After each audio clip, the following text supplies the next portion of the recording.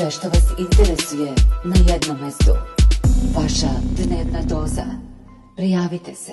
Srpska pravoslavna crkva i vernici danas slave Svetog Grigorija Čudotvorca.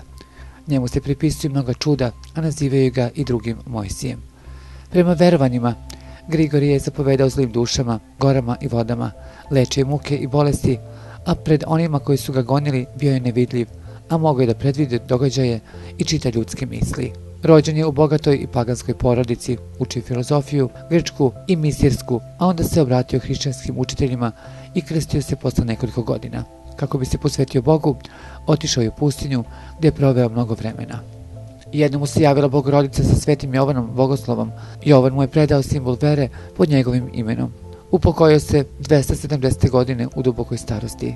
Prema predanju, u Aleksandriji su pokušali da ga ponize, tako što su mu poslali jednu bludnu ženu, koja je, kada ga je ugledala na gradskom trgu, odmah počela da viče da je on ostao dužan za nečistu vezu sa njom.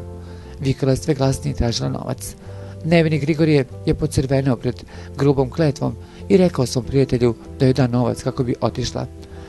Kada je bludnica uzela novac, pala je na zemlju i počela da se grči i pena joj išla na usta. Sveti Grigorije se nakon toga pomolio za ženu i ona ozdravi i ustade.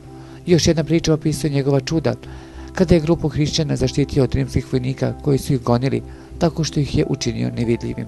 Vojnici su ih uzalud tražili i na kraju se okrenuli i otišli.